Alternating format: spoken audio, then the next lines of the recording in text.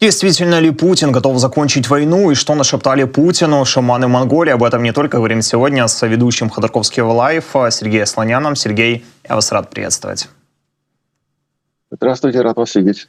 Спасибо, что нашли время. Перед тем, как мы начнем наше с вами общение, мы здесь сначала традиционно обращаемся к нашей с вами аудитории. Кто смотрит прямо сейчас, поставьте этому видео лайк. Наперед, если не понравится, в конце забирайте. Напишите также прямо сейчас комментарий, откуда вы нас смотрите, ваш город, ваша страна. Нам очень интересна география нашей с вами аудитории. И прямо сейчас подпишитесь на этот YouTube-канал, потому что так те месседжи, которые мы сейчас будем обсуждать, их услышат как можно больше людей. А в период информационной войны это точно важно. И также напоминаю, что у нас есть вопрос к нашей уважаемой аудитории в нашем чате. Сейчас проголосовало почти 300 человек, а вопрос заключается в следующем. Действительно ли Путин хочет закончить войну к 25-26 году?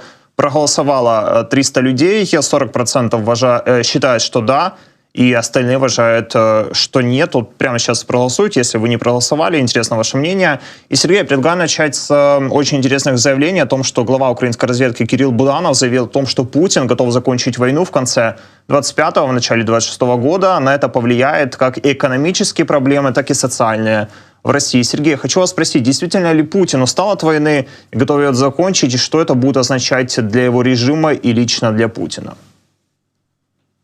Вот когда звучит вопрос закончить войну, то не обсуждается на каких условиях. Конечно, победителям войти в Киев и воткнуть знамя там над чем-нибудь значимым для киевлян, конечно, хочется, если это и будет окончанием войны. Когда мы друг друга переспрашиваем, тем более ссылаясь на данные разведки об окончании войны, мы не учитываем этот фактор. Война заканчивается чьей-то победой, чьим-то поражением, она заканчивается ничьей, она заканчивается потому, что экономически Россия надорвалась или потому, что политически она стала несостоятельной.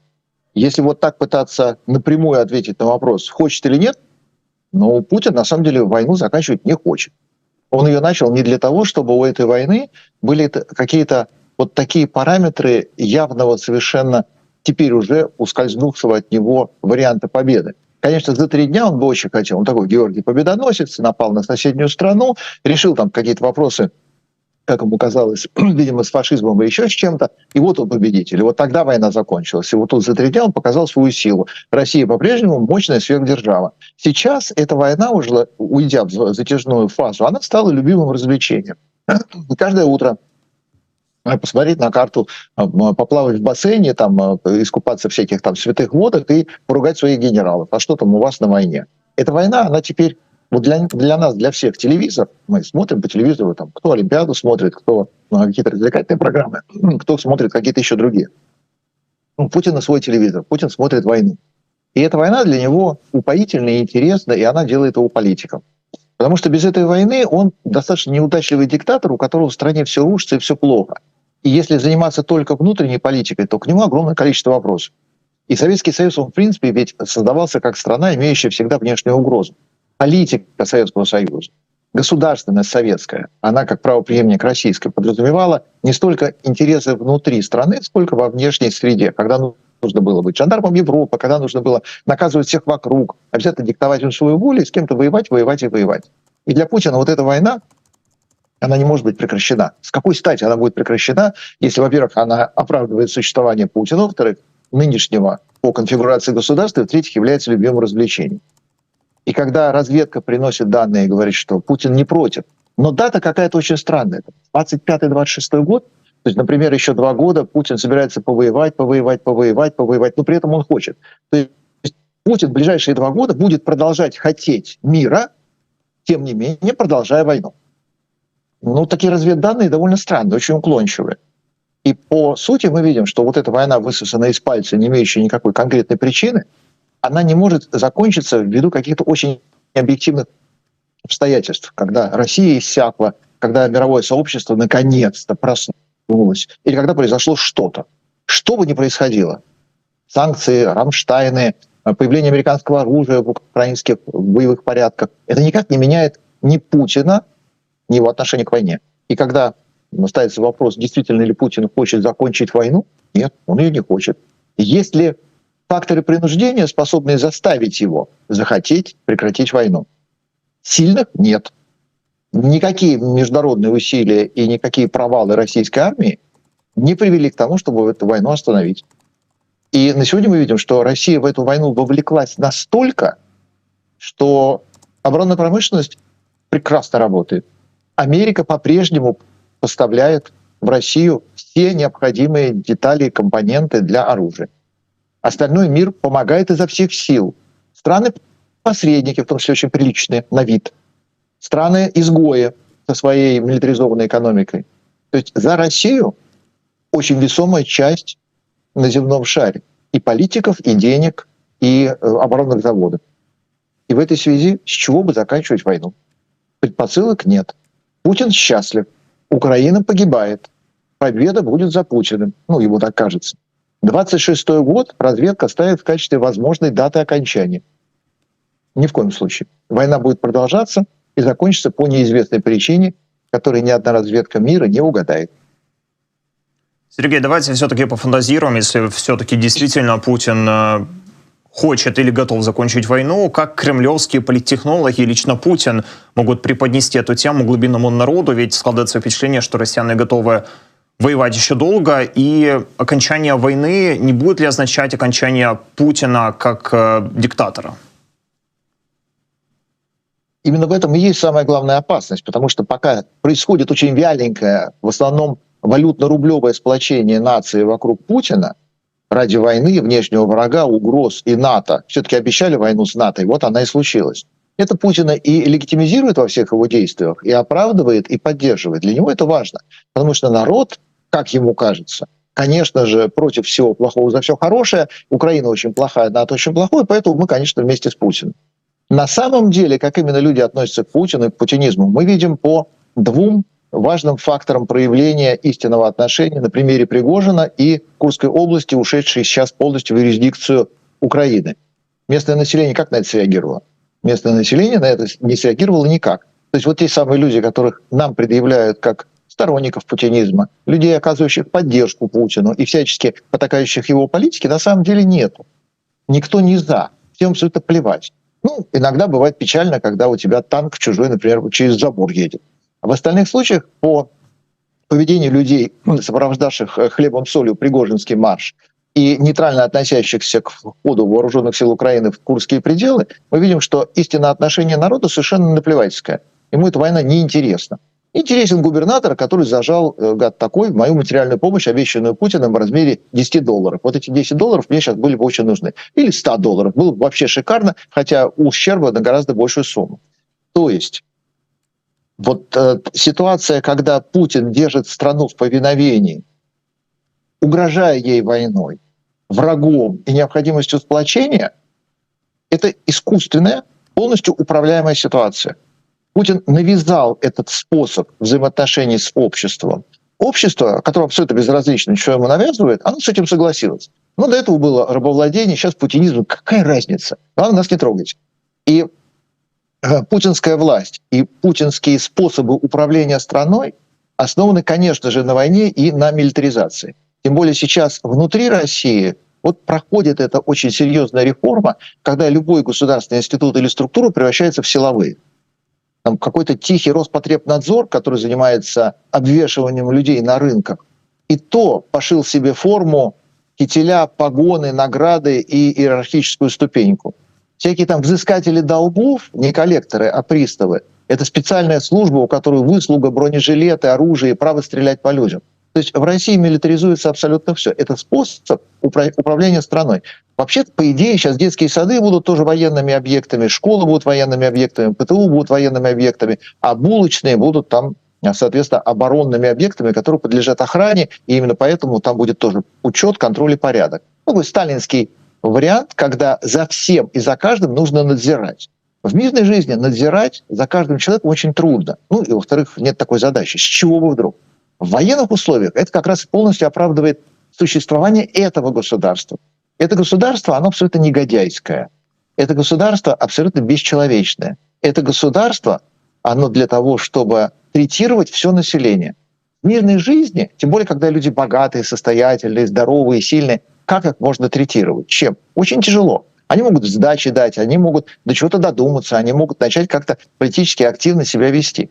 А когда у тебя война, когда у тебя внешний враг, когда у тебя НАТО какая-то навалилась и вот-вот где-то тоже там начнет хулиганить, вот тут уже народ не спрашивает, и ему навязывают коллективный вариант защиты, который упирается в величие главнокомандующего Путина, способного решать проблемы, потому что это очень острые проблемы.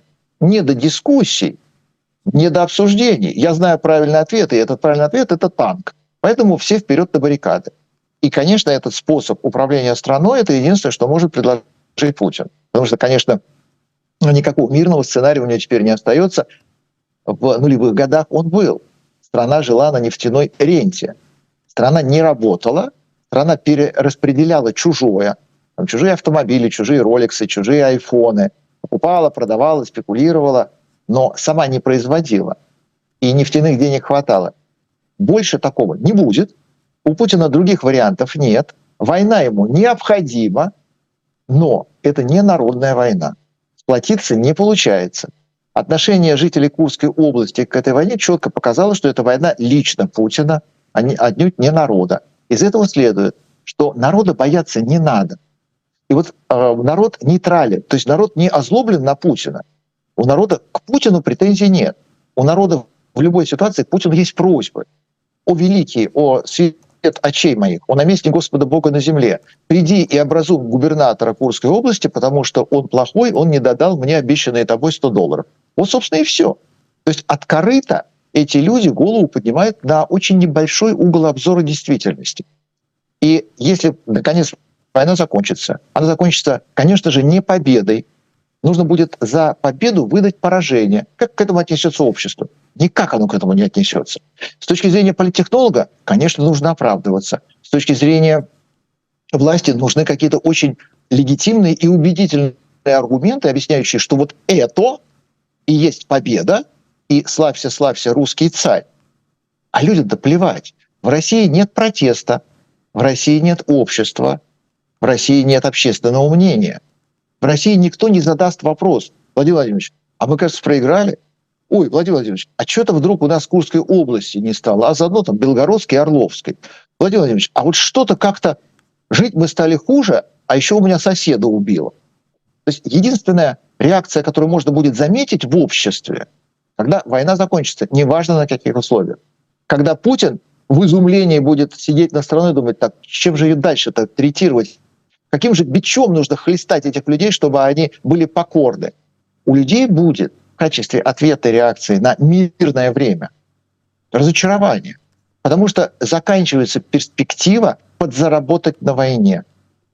5 миллионов рублей эти люди за всю свою жизнь никогда не зарабатывали. А сейчас за сам факт подписания контракта, особенно если ты добежал до Москвы, особенно если ты хотя бы на 5 минут получил временную московскую прописку, пришел в военкомат по московской регистрации, то за сам факт ты получаешь такие деньги, которые ты никогда в жизни не заработаешь. И вот для России сейчас, для люмпинов, для людей обездоленных, для людей неумных, для людей озадаченных, для них эта война – это способ заработка. Не будет войны, и все. На стройку, что ли, идти? Так на стройке таджики. Асфальт класть? Так асфальт в России не кладется, он воруется. Социальных лифтов нет.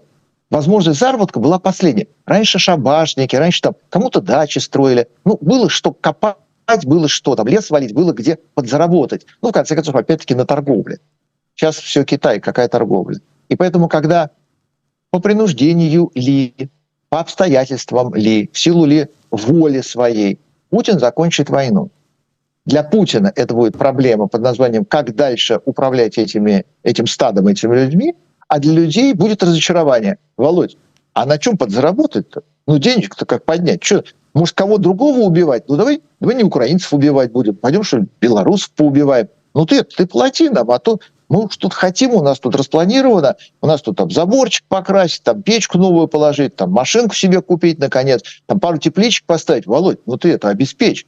Вот раньше, собственно, и это равновесие в обществе, оно как раз при отсутствии общества как такового, оно нефтяными деньгами и было совершенно четко растерто, размазано тонким слоем по всей стране, когда даже там, где заработать было не на чем, и народ из голодной деревни там всем колхозом поднимался и, например, ехал вахтовым методом работать в крупный город, в Москву, охранниками. Ну, там белгородские. Белгородские приезжали там на 2 недели, жили в нечеловеческих условиях, зато на 2 недели обратно возвращались в Белгородчину с деньгами. И даже там, вот на окраинах, а в России так все устроено, что за пределами Московского княжества все окраина, все запустение. Жизнь, она такая очаговая по большим городам. А вот везде по остальной провинции, там не заработать, там не жить, и тем не менее даже белгородские мужики, вот когда с ними общаешься, о чем думает белгородский мужик? О том, что он сейчас заработает эти деньги, приедет в свою Белгородчину, тогда еще довоенную Белгородчину, сельскохозяйственную, и сделает там пару тепличек, у него в этом году будет больше картошки, он будет более сыто жить? Нет. Машину он себе купит. А сейчас эту машину можно купить на гробовые. И когда не станет войны, у людей единственное, что они осознают, поймут и сформулируется в качестве претензий к власти, это а на чем еще денег-то поднять, чтобы на машину? Больше никаких других претензий к власти нет. Тем более, что власть в России всегда неподсудна. Царей не ругали, генсеков не ругали. Сталин, как кровавый палач, чем сильнее бил, тем был более уважаем. И к Путину точно так же претензий нету никаких. Володь, придумай следующую войну. Пойдем с белорусами воевать и дай нам на это деньги заработать. Вот, собственно, и все. Сергей, насчет того, что Путин действительно якобы может решать проблемы обычных россиян, как раз прекрасно ложится мой следующий вопрос. Но перед тем мы напоминаем нашей с вами аудитории, что можно написать комментарий под этим стримом, ваш город, ваша страна, откуда вы нас смотрите. Знаем, что вас очень много, вот прямо сейчас напишите и поставьте лайк в поддержку аналитики Сергея Слоняна. Потом это видео посмотрит как можно больше людей. И также напоминаю, что у нас есть опрос в нашем чате, а вопрос заключается в следующем. Действительно ли Путин хочет закончить войну к 25-26 году? Также прямо сейчас проголосуйте. Интересно ваше мнение. И, Сергей, в контексте заявления Буданова не могу вас не спросить о том, что происходит сейчас на территории России в контексте Курской области и в контексте Курской операции. По вашему мнению, давайте начнем с того, как вы бы оценили месяц Курской операции и какие процессы Курская операция запустила в России?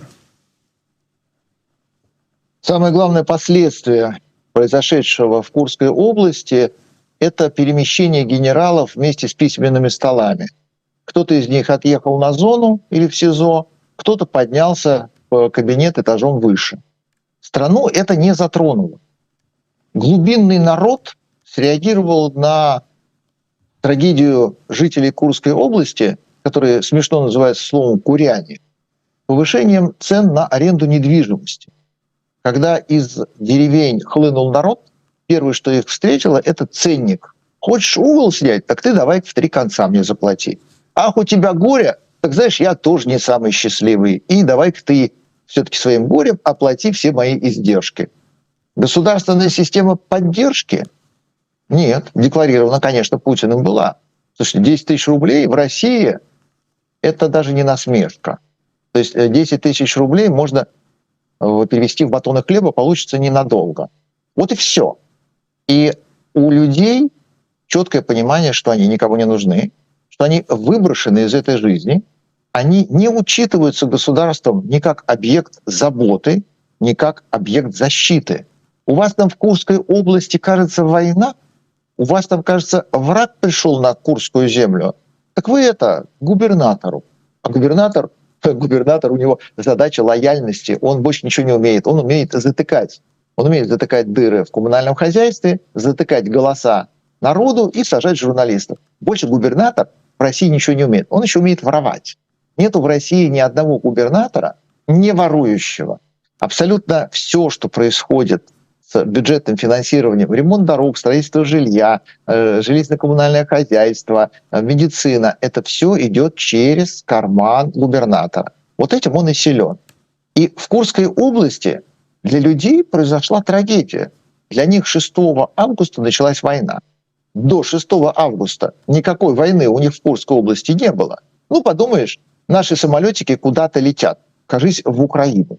Ну, наши танки идут, кажись, в Украину. О, наши войска куда-то идут, ну, вроде в Украину. А что там? А вот 6 августа у них началась война. Вот тут они все и удивились. Но удивились только они.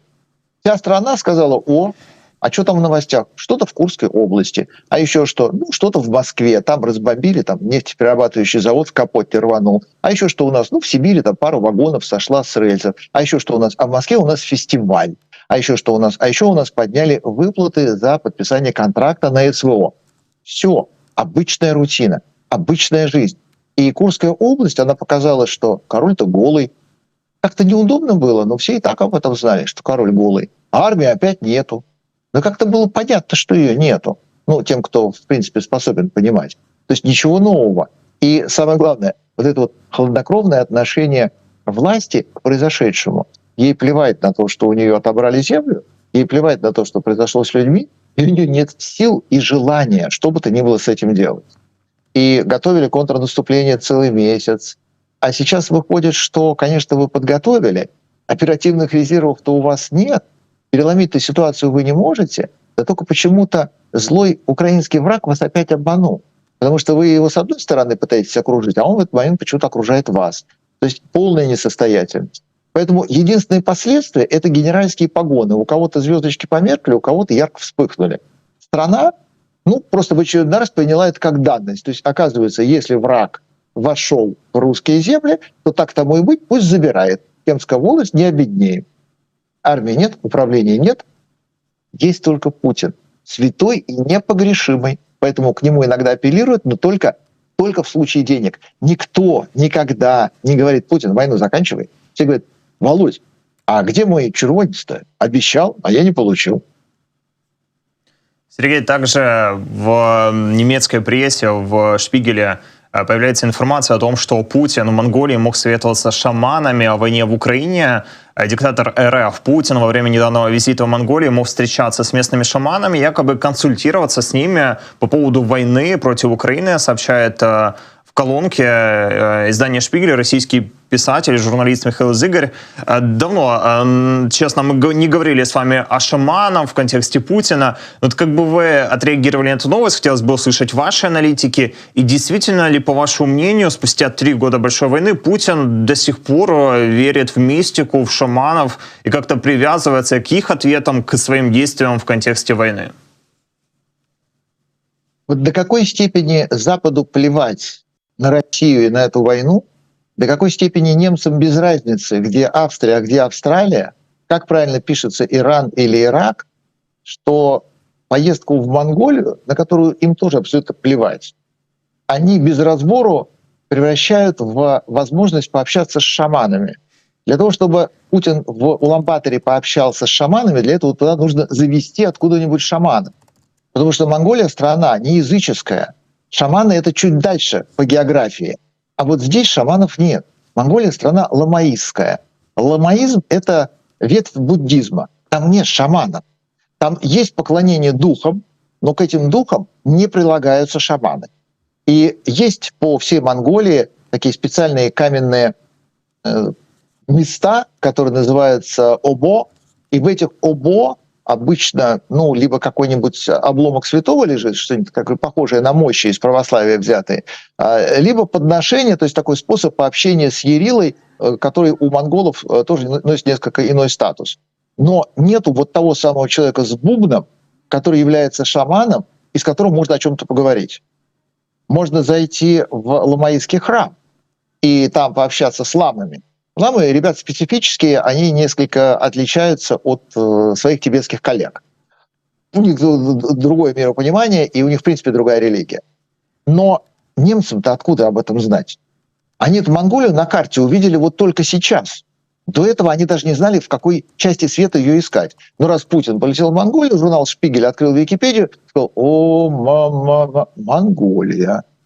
Ух ты! Бынмау раньше называлась. Хугдин Жигнемек, Улсын их Дылгур. Улан-Батор у них там, оказывается, есть. Ну, давайте посмотрим, что там». И поскольку внешняя картинка совпала с их представлением о отсталом мире, ну, то есть какие-то тряпки, какие-то странные дома, похожие на пагоды, наверное, здесь должны быть шаманы. «О, точно», — сказали они, Путин с шаманами общался. 2 вагона шаманов были завезены специально на Холхенгол из Тувы. Сергей, вот также от слухов к более интересной, серьезной информации от издания Reuters. Там пишут о том, что Россия впервые с 1990 года проведет ядерные испытания, если Байден позволит Украине наносить удары западными ракетами по территории России. Об этом сообщает издание Reuters. Ядерные учения, на самом деле, с первого дня, наверное, большой войны мы слышим какие-то угрозы от Путина, от России. На правду, мне кажется, уже никто не верит в это, но все-таки не можем это игнорировать. Хотелось бы услышать ваши аналитики. Действительно ли Россия может провести ядерные учения, что это будет означать, и как, по вашему мнению, на это могут отреагировать на Западе? Больше всего эта новость испугала российских военных, потому что ничего страшнее ядерных учений в их жизни точно не было. И здесь, опять-таки, несколько формулировок, потому что депутаты об этом говорят. Давайте мы где-нибудь в очередном Семипалатинске что-нибудь взорвем и продемонстрируем просто наличие, ну и возможность ядерного взрыва. Военные, когда их об этом спрашивают, они после того, как до дна выпьют одним залпом бутылку самогона, потому что очень страшно, начинают рассказывать о том, что, видимо, это будут какие-то учения, но у них есть два варианта. Первый – это штабные, когда по письменному столу едет маленькая машинка, и они говорят: вот, это ядерная бомба, смотрите, мы ее только что скинули, все, мы выиграли войну, расходимся. Ну, еще по одной выпить, салом закусить. И есть вариант, когда действительно, как это было, например, в том же самом Семипалатинске, на полигоне, когда на живых людях провели исследования по воздействию радиации и получили огромное количество инвалидов, пустив сквозь облако ту самую армию, которая как раз прошла и вынесла на себе лабораторные анализы, показав, что лучевая болезнь – это действительно страшно, а инвалиды действительно никому не нужны и при этом неизлечимы.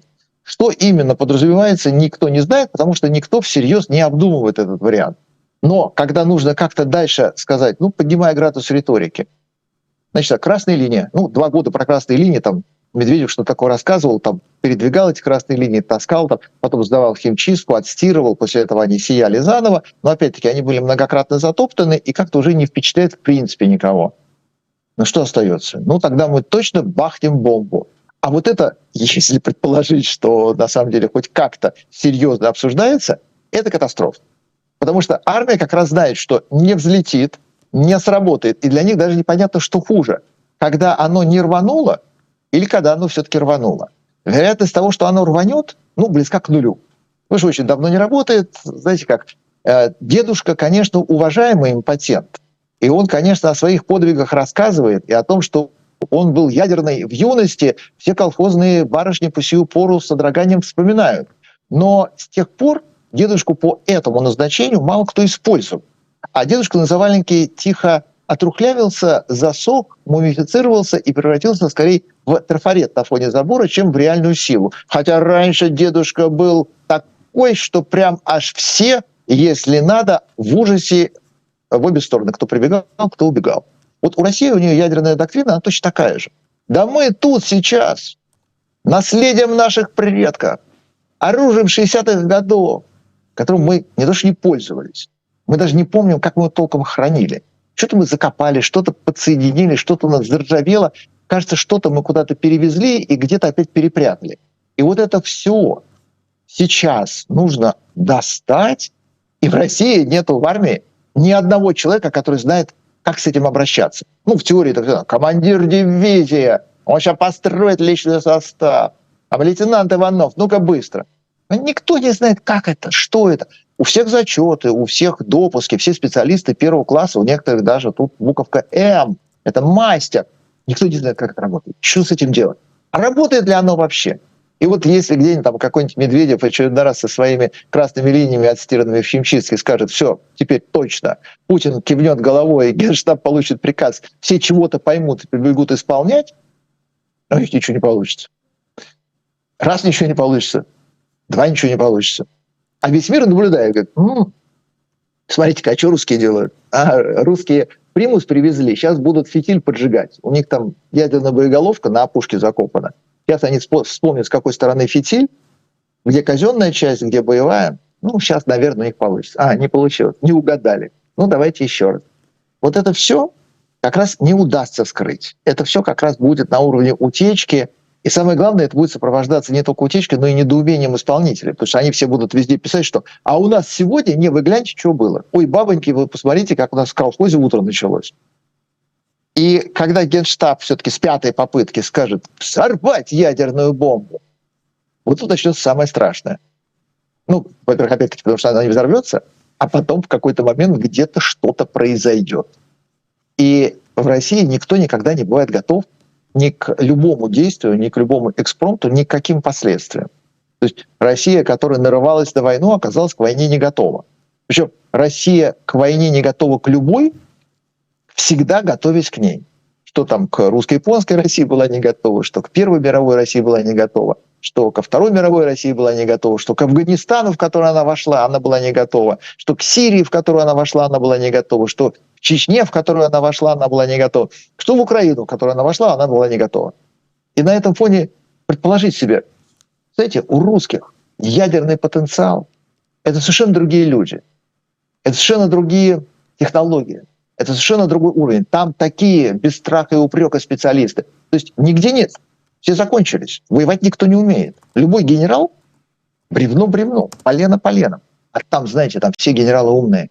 Там все командиры дивизий и дивизионов закончили академии, причем даже поняли, что именно они заканчивали. И там все ракеты исправные, и регламентные работы проводились, и все боеголовки вот прямо сейчас по первому зобу партии, если что. То есть в стране везде бардак и разруха. Специалистов нет, компетенции закончились, забор упал, что-то укатилось, потеряли по инвентарным номеркам, не совпадает. И только вот здесь идеальный порядок. Я что-то не узнаю Россию в этом описании. Поэтому, конечно же, поднимая градус, нужно запугивать Запад тем, что мы это, ядерное оружие, кнопку красную, да, мы тут вот самим страшно, ща нажмем. Ну, кто в это поверит? И Запад, та его часть, которая давно в курсе, она всерьез относится к России и понимает, что Литва, Латвия, Эстония, Польша, они следующие. И там очень грамотно присматривают, прекрасно все анализируют и тоже в курсе.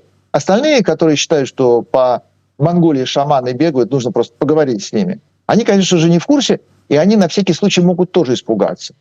Но те, кто отвечает за присмотром, они аккуратно отходят в сторону на кофе-брейк и говорят: слушайте, служебный анекдот. У русских ядерное оружие, смотрите, они сейчас будут искать красную кнопку при помощи фонарика и нажмут ее. Запасаемся попкорном. Сергей, вот как раз во время нашего разговора российские пропагандистские СМИ, так называемые СМИ, сообщают о том, что Путин увеличил численность армии России к 2 миллионам, почти 400 тысяч человек, среди них 1,5 миллиона — это военнослужащие. И также мы помним совершенно недавно информацию от Института изучения войны о том, что Путин не исключает возможности объявить еще одну волну мобилизации. В контексте этого вот вы сами уже начали говорить о том, что Путин может не остановиться на Украине и пойти дальше. Вот как вы считаете, то, что Путин мог в теории общаться с шаманами, могут ли они ему нашептать разрешение, скажем так, пойти дальше, например, на страны Балтики? У Путина в голове и так много шепота, советующего ему принимать разные решения. Шаманы для этого не нужны. И в голове у Путина уже нашептали много разного и интересного. Но то, что он подписывает документ об увеличении армии, причем до 2 миллиона 400 тысяч, а раньше она была 2 миллиона. Это говорит о том, что 400 тысяч ему необходимы для того, чтобы выгнать Украину из Курской области. Потому что больше он сделать ничего не может. Вот теми силами, которые на сегодняшний день есть, отбить обратно Курскую область не получится. И уж тем более не получится никак сдержать фронт, потому что Украина может перейти в любой момент еще к более активным действиям, хотя всегда есть разведданные, что у Украины сил нет, оружия нет, американцы ничего не разрешили, поэтому украинцы, конечно, ничего не могут. Вот в 2,5 года мы видим, как именно Украина ничего не может. И вот это действительно очень важный момент, потому что увеличение армии на плюс 400 тысяч — это говорит о цифрах мобилизации. Значит, если указ подписан, мобилизация будет объявлена. Если она не будет объявлена, она состоится любой ценой. То есть печатный станок начнет создавать макулатуру. Объявление о том, что вам 5 миллионов за вход подрастут где-нибудь там до 7, 9, потом 10 миллионов, потому что нужно набрать эти где-то 350-400 тысяч. И они нужны не для того, чтобы выиграть войну, они нужны для того, чтобы ее не проиграть. Сергей, спасибо вам за этот разговор, за вашу аналитику, за ваши ответы. Я напомню, Сергей Асланян, ведущий Ходорковский Лайв, отвечал на сегодняшние вопросы. А нашим зрителям мы еще раз обращаемся. Если вам это видео понравилось, прямо сейчас поставьте лайк, напишите комментарий, откуда вы нас смотрите, ваш город, ваша страна. Также подпишитесь на этот канал, потому что так те месседжи увидит как можно больше людей. И ответьте на вопрос, который в чате. Действительно ли Путин хочет закончить войну? Ответил на него больше 1500 людей. 31% считает, что да, и 69% считает, что нет. Вот такая у нас социология интересная. Сергей, еще раз спасибо и до встречи.